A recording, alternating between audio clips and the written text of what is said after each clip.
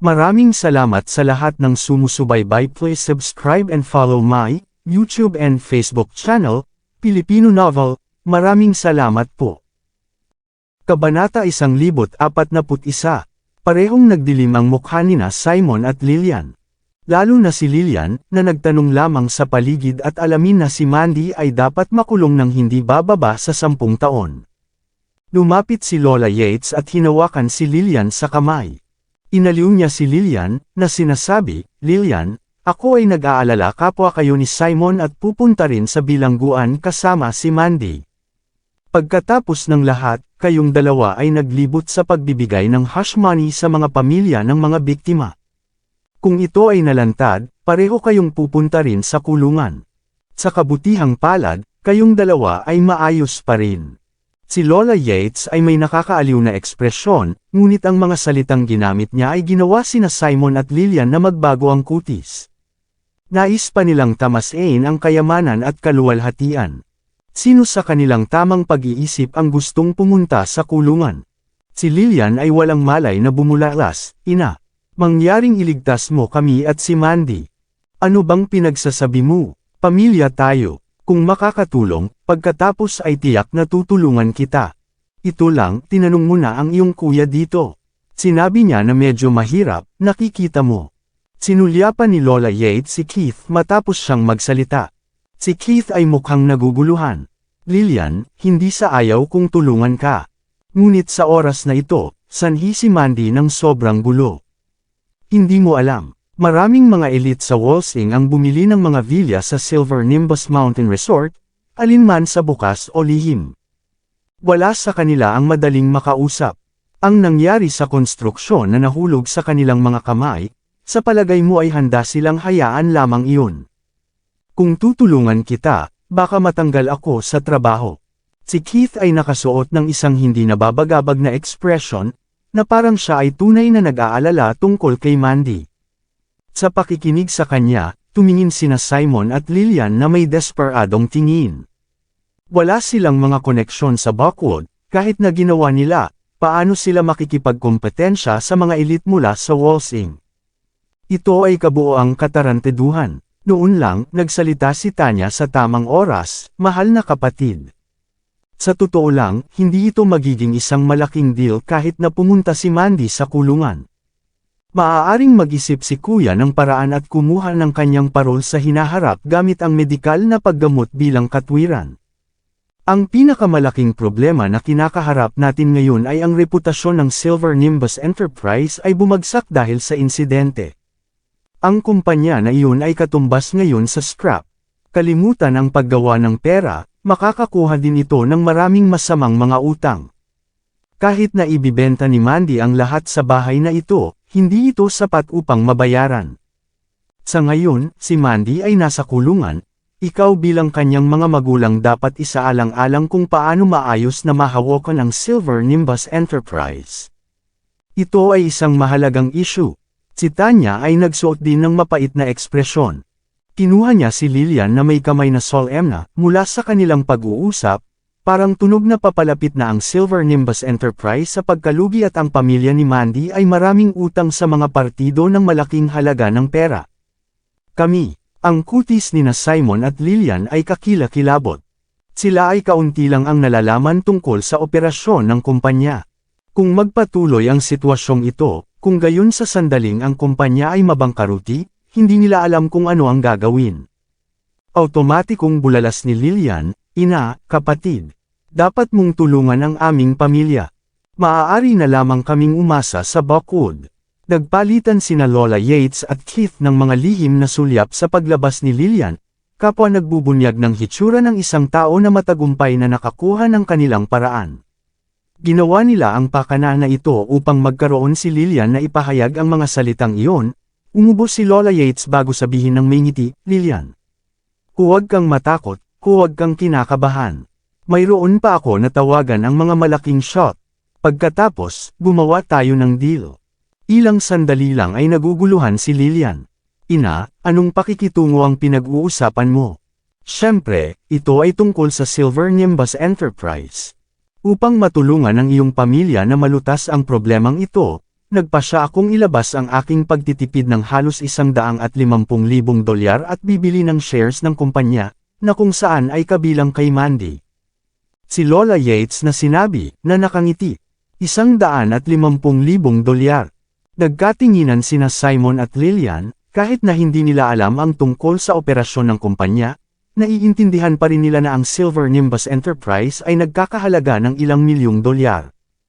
Paano nila ibebenta ang kanilang equity para lamang sa $150,000? Sa pagtingin sa kanilang magkasalungat na mga titig, si Lola Yates ay tumawa. Alam kong hindi nyo makakayang dalawa na tanggapin ito ngayon, ngunit wala kang ideya kung paano kaseryoso ang sitwasyon sa kasalukuyan. Halika, Grant, sabihin sa iyong tiyuhin at tiyahin ang tungkol sa kasalukuyang sitwasyon. Naglakad si Grant Bright nang may ngiti at sinabi ng magalang, Uncle, Auntie. Ipakilala ko ang aking sarili, ako ang Vice-CEO ng Departamento ng Proyekto sa Regency Enterprise, at ako ay nasa real estate na industriya sa Buckwood sa loob ng 10 taon. Sandaling natigilan si Simon, ang nag-iisang kumpanya na maaaring makipagkumpetensya sa Surrey sa industriya ng real estate. Oo. Mayroon din kaming isang malakas na suporta sa Regency Enterprise. Ngumiti si Grant. Kung hindi man, kami ay hindi magagawang magawa ng maayos sa Buckwood. Well, hayaan mo muna akong ipaliwanag sa iyo mula sa isang propesyonal na pananaw tungkol sa mga problema ng Silver Nimbus Enterprise ay nakaharap sa kasalukuyan. Tumanggo sina Simon at Lillian. Tiyak na bigyan ng mukha ng isang propesyonal na piling tao sa lahat ng paraan. Ang pakikinig sa kanya ay hindi makakasama sa kanila. Patuloy na nakangiti si Grant habang ipinaliwanag niya, ang Silver Nimbus Enterprise ay isang bagong kumpanya sa real estate na industriya na may isang proyekto lamang sa ilalim ng sinturon nito, ang Silver Nimbus Mountain Resort. Ang mga pag-aari ng Silver Nimbus Mountain Resort lahat ay nabili dahil sa kay Senior Oscar Armstrong. Tungkol sa 70% ng mga villa na binili sa loob ng ilang araw. Ang kumpanya din ay nakatanggap ng 30% na deposito mula sa bawat isa sa matagumpay na pagbebenta. Sa una, ito ay isang magandang bagay, kasama ang 30% na deposito, maaaring makumplito ang resort.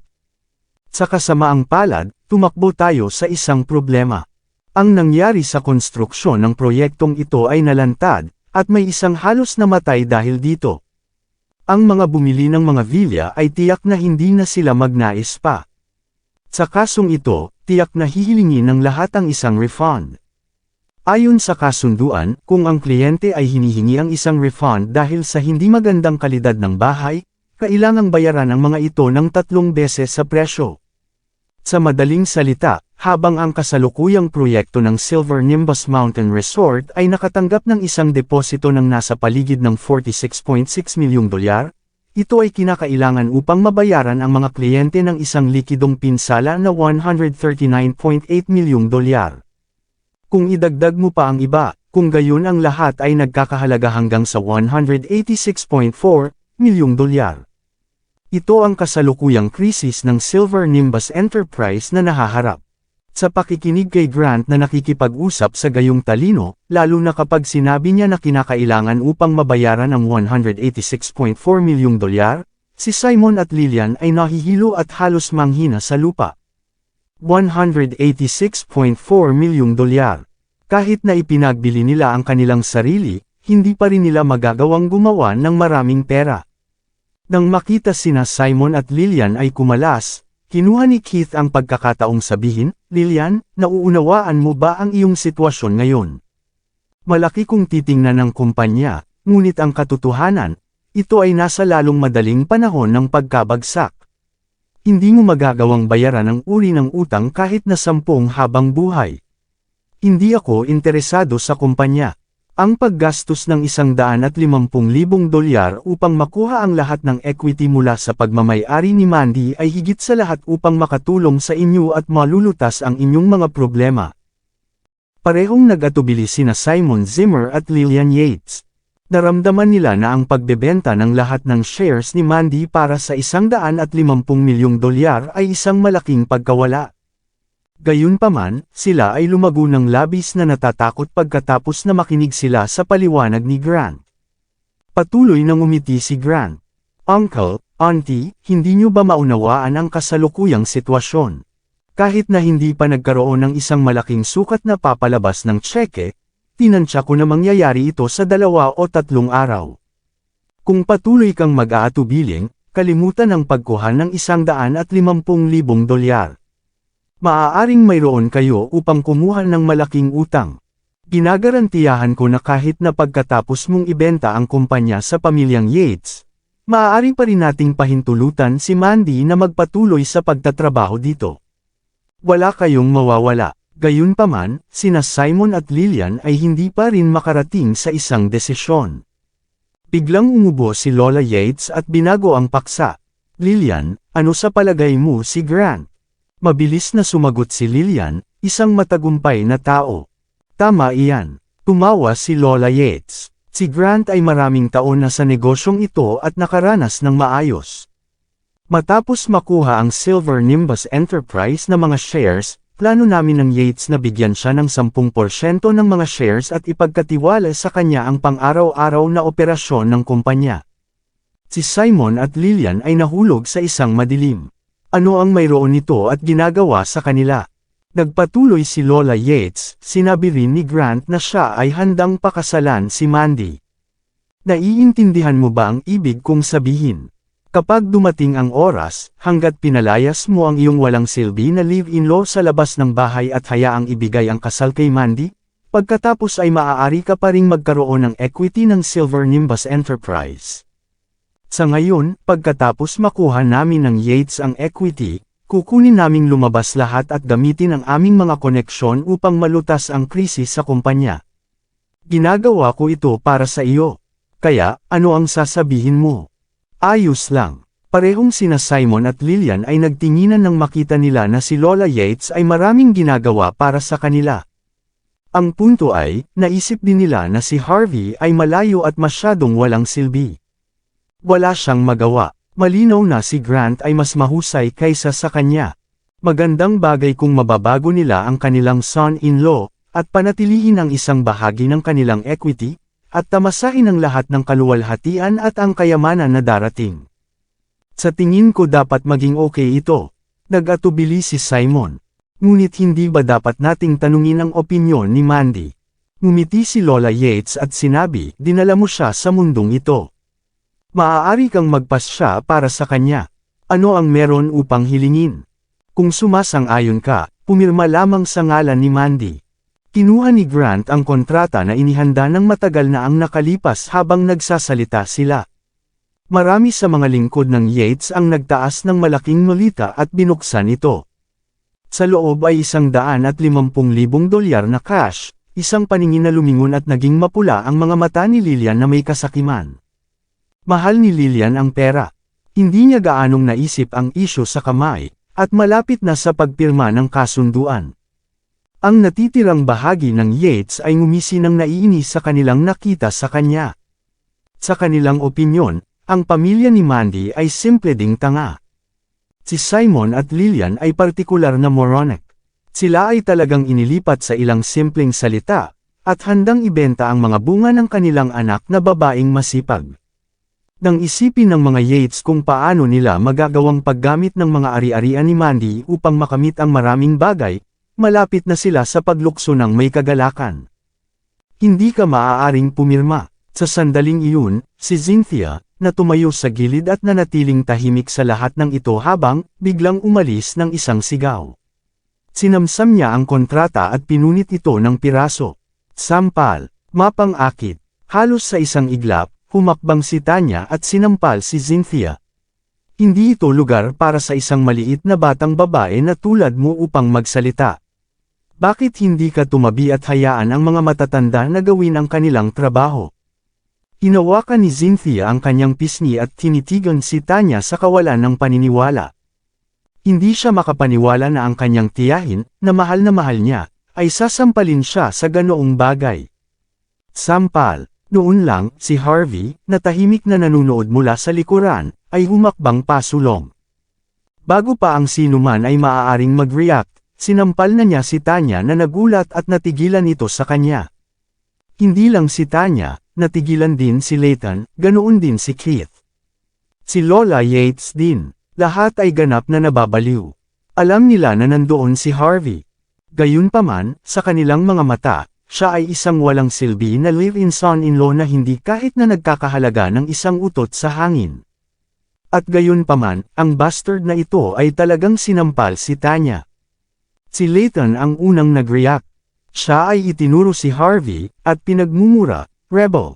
Rebelde, ikaw gaano ka katapang, isang live-in son-in-law, ay maglalagay ng kamay sa isang Yates. Patay ka, hindi lang si Mandy ang pupunta sa kulungan. Maggugol ka ng mahabang panahon sa ARG. Nakatitig si Harvey kay Layton, na pataas at pababa sa harap niya. Walang tiyaga, si Harvey ay sinuntok din ng lalaki. Sa oras na ito, ang kanyang suntok ay mas malakas at natapos hanggang sa pagsira ng ilang ngipin ni Layton. Pinakawalan ni Layton ang hiyaw tulad ng baboy na kinatay. Gamulong siya sa lupa na nakasubsob sa kanyang mukha. Siya ay lumaking mayaman. Paano ang isang katulad niya na humarap sa sitwasyong ito? Si Tanya na nakita ang eksena ay natakot. Kung si Harvey ay sinampal siya ng malakas ng kaunti mas mahirap iyon, hindi ba siya ang kanyang mukha ay masira? Naging mabagsik si Keith, tiningnan niya si Harvey ng isang mabangis na ekspresyon at yumuko, "Boy, mapangahas ka. Anong uri ng sitwasyon ito ba? Ano ang pakikitungo sa iyo, at paghagupit sa mga tao dito? Lillian, Simon, ito ba kung paano mo turuan ang iyong pamilya? Babalaan kita, kung hindi mo kami bibigyan ng kasiyasyang katwiran para sa kanyang mga aksyon, hindi na namin isipin ang pagkuha ng $150,000. Si Grant, na nasa tabi at nakangiti pa rin, ay nagdagdag din, "Sir Yates, tandaan ang iyong katayuan. Hindi mo na kailangang makipag-usap ng walang katuturan sa psycho na ito. Gawin mo lang sakin na sabihin at tawagan ang pulisya upang makulong siya." Nang ahas siyang salakayin ang ating mga tao sa harap natin, at isang miyembro ng Yates. Makakaramdam ako ng kakilakilabot kung hindi ko hayaan ang gayong tao na mabulok sa kulungan ng ilang taon. Malamig ang mukha ni Grant, una siyang nag-aalala na hindi siya makahanap ng isang excuse para isabotahe si Harvey. Ngayon na si Harvey ay nagpukaw ng problema, si Grant ay nasisiyahan. Naramdaman ni Grant na kung makulong si Harvey, kung gayon si Mandy ay kabilang na sa kanya. Inisip niya ang hitsura ng walang kapantay na hitsura ni Mandy, noon ay tumingin din sa kaibig-ibig at bata na si Cynthia. Hindi lamang siya nakakuha ng mga ari-arian ng kumpanya, ngunit maaari rin niyang kunin ang mga kagandahang ito. Paano magkakaroon ng isang napakagandang bagay sa mundong ito? Sigurado ka bang nais mong gawin iyon? Ngunit walang malasakit si Harvey. Niloloko mo ang aking biyenan at biyenan-in-law sa pagbebenta ng equity ng kumpanya na nagkakahalaga ng milyon-milyong dolyar para sa isang mababang presyo. Kahit na tumawag ka sa pulisya, mahuli ka muna. Kung hindi ka natatakot, pagkatapos ay subukang tawagan sila. Wala nang pakialam si Harvey sa kanyang mga aksyon. Alang-alang kay Mandy, palagi siyang nagpakita ng paggalang sa pamilyang Yates. Ngayon na alam niya na ang pamilyang Yates ay malamang na sila ang humila ng mga string, hindi siya magiging madali sa kanila. Walang kaparirikan, walang kabuluhan ka. Itinuro ni Lola Yates si Harvey, ang kanyang mga daliri ay nanginginig. Hindi naisip ng mga Yates na ang live-in-law na lalaki ang siyang sisira sa kanilang mga plano lamang sandali bago sila magtagumpay. Kabanata 1045. Malamig na nagsalita si Tanya, "Harvey. Dahil ikaw ay itinuturing na isang bahagi ng aming pamilya, magiging bulag ang aming mata sa iyong nagawa. Ngunit huwag maging sobra, huwag dalhin ang iyong biyenan sa problema kasama mo. Paano mo sila ginugulo? Harvey, tama ang sinabi ni Keith, kung hindi mo sa kanila ibebenta ang equity ng kumpanya sa amin, kung gayon maaari mo ring mapinsala sila. Kapag hinihiling ng mga kliyente ang kanilang mga refund, paanong balak mo bang bayaran ang malaking utang na iyon?" Sabik na sagot ni Harvey, "Huwag mo sabihin sa amin, tiyo. Narinig ko na ang guro ni Uncle ay isang malaking shot ng Walsing. Hanggat dumating ka upang makitungo ang mga nauugnay na partido, dapat ay walang problema, tama. Ang mga mata ni na Simon at Lillian ay kuminang sa mga sinabi ni Harvey.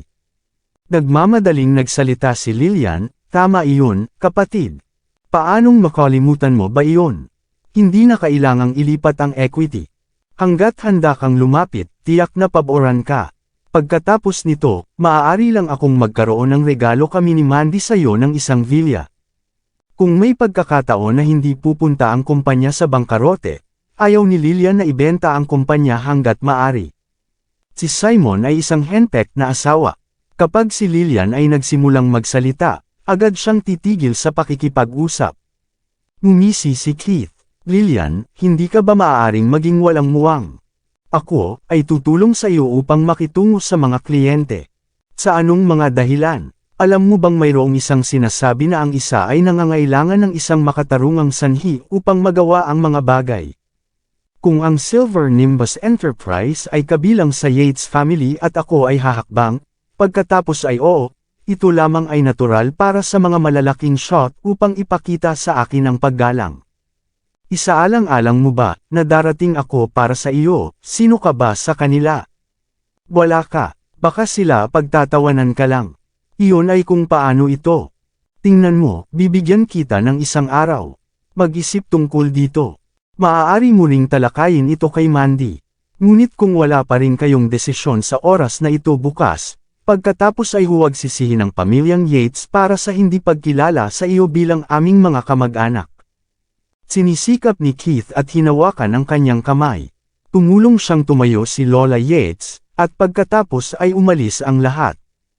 Alam niya na hindi nila makuha ang gusto nila ngayon matapos gumawa ng gulo sina Cynthia at Harvey. Babalik na siya at gamitin ang kanyang impluwensya sa panggigipit kina Simon at Lillian. Kung ginawa niya iyon, kung gayon siya ay baka hindi na kailangang magbigay ng $150,000. Sinulyapan ni Grant si Harvey na nanggigil. Sa kanya, si Harvey ay isang taong walang ingat na tanga. Kahit na pinilit sila ni Harvey ngayon, ano ang paggamit? Maingat na nag-iingat si Grant sa pag-aayos ng lahat. Paano maaaring makita ng sinuman? Kahit gaano pa siya tingnan, lahat pa rin ay nasa ilalim ng kanyang kontrol. Matapos mawala ang pamilyang Yates, sumulyap si Lillian na galit kay Harvey. Nagdudulot ka lamang ng mas maraming pinsala kaysa sa mabuti. Kung hindi ito para sa iyo, marahil ang buong pangyayaring ito ay maaaring malutas sa ngayon. Dapat nakinig ako kay Lola Yates. Ngumiti si Harvey. Ina, hindi mo alam kung anong uri ng isang tao si Mandy.